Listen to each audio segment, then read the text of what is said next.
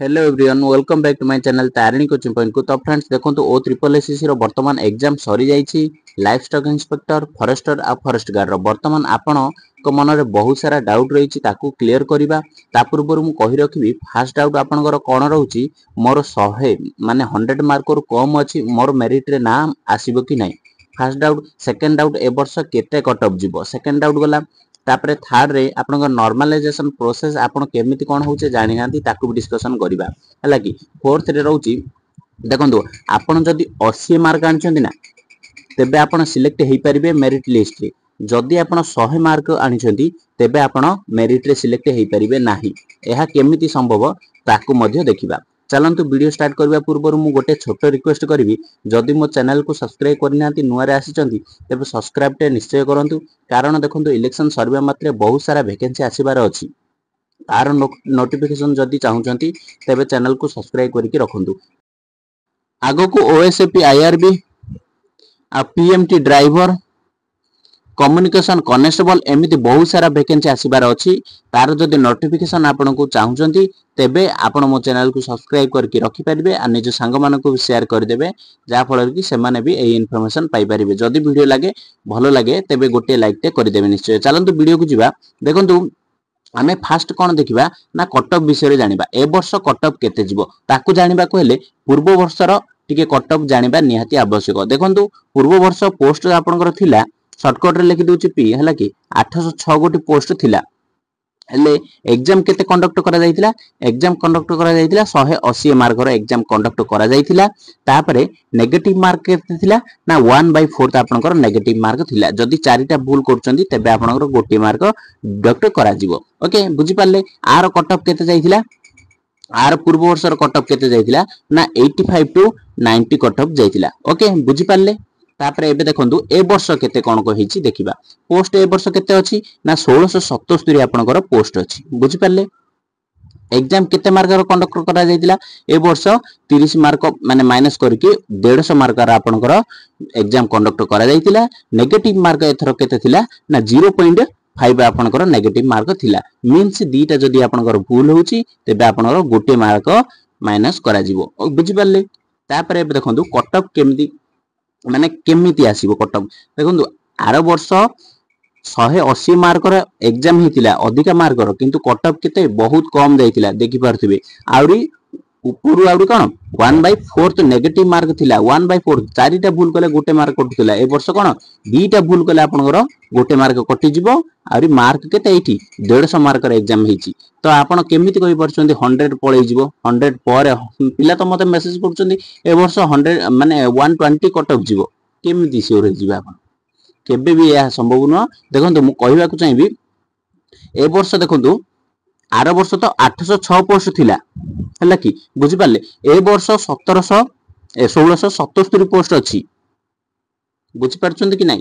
Are वर्ष 5 गुणा पिला नै थिला। 5 गुणा हेले केते हि जिवो 4030 पोस्ट हि जिवो। बुझि पाले। आर थरो डकई दिला फॉरेस्ट गार्ड को ए वर्ष इंटू 3 गुणा ए वर्ष डकईची। मींस एटी केते हे जाउची 5031 पोस्ट आपनकर फॉरेस्ट गार्ड रे हे जाउची। किंतु फॉरेस्ट गार्ड पय नुह एटा गोटे कंबाइंड रिक्रूटमेंट टोटल पोस्ट आसीतिला आपनकर केते 2712 टी पोस्ट आपनकर टोटल पोस्ट आसीतिला इंटू 3 कर देबे केते आसी जिवो आपनकर 8136 टी पोस्ट। सेही भितरे जदि आपनकर नाम रहउची तेबे आपण सिलेक्ट हे परिबे। 5030 नुह एई मध्ये रे आपण फॉरेस्ट गार्ड रे फास्ट प्रेफरेंस दैचंती पोस्ट प्रिपरेशन हला कि। किंतु आपण एई 8136 भितरे आपण को आसीबा को पड़िबो। ते तापर एबे देखंतु एईटा गोटे माने आपनकर लक ऊपर कहिबा बोले एई जॉब टी आपनको जदि लक अछि तेबे ही आपण पाई परिबे माने लकी। ताहा मु कोन पई कहूची देखंतु आपण जदि 100 मार्क आनिचंती आपण सिलेक्ट हेबेनी किछि ग्यारंटी भी नाही आपण सिलेक्ट हे जे बोली। जे 80 मार्क आनिची से सिलेक्ट होबो बोली किछि भी ग्यारंटी अछि। देखंतु ए वर्ष परसेंटाइल बेस रे आपनकर नॉर्मलाइजेशन हेबो आउ सेही थ्रू ही कट ऑफ बाहरिबो। परसेंटाइल रो फार्मूला कोन देखंतु फार्मूला हे जाउची परसेंटाइल रो फार्मूला देखंतु आपनकर रैंक डिवाइडेड बाय जते जण एग्जाम देथिले मने कर 108 नै जिबा 100 एग्जाम देइचंती डिवाइडेड बाय 100 इनटू आपनकर 100 हे जिवो एडी जदी देइथांदा 150 एग्जाम देइथिले गोटे शिफ्ट रे एटी भी 150 पड़ जाइथांदा बुझि पारले एटा हे जाउची तार परसेंटाइल रो फार्मूला ओके एबे हमें 5 जण को नेकी डिस्कशन करबा बुझि पारे आपनको सहज हेबो देखंतु गोटे शिफ्ट रे जदी 5 जण एग्जाम दोउचंती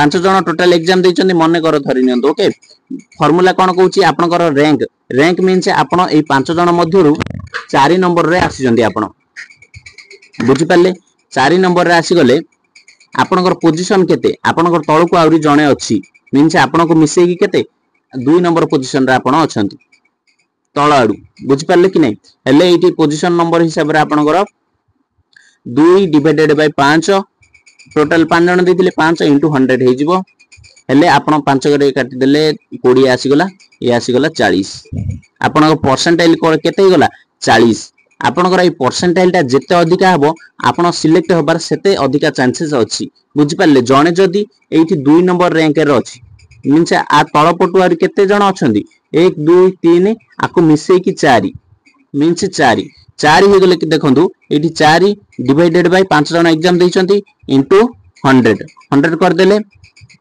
5 करे काटि देले 20 आसी गला 20 चौको 80 आपनकर देखंतु 80 परसेंटाइल हे गला ये 40 परसेंटाइल थिला ये 80 परसेंटाइल हे गला को पिले सिलेक्ट हबो 80 पिले सिलेक्ट हबो एबे देखंतु जो कहितिले 100 आनले सिलेक्ट हबो नै 80 आनले सिलेक्ट हबो एटा केमिति जानिबा देखंतु गोटे शिफ्ट रे हार्ड क्वेश्चन थिला सेति मध्यरु आपण आनिचंती 5 जण पिला एग्जाम देइथिले आपनकर रैंक एमिति लिखि दउची आपनको बुझिबा को सहज हेबो हला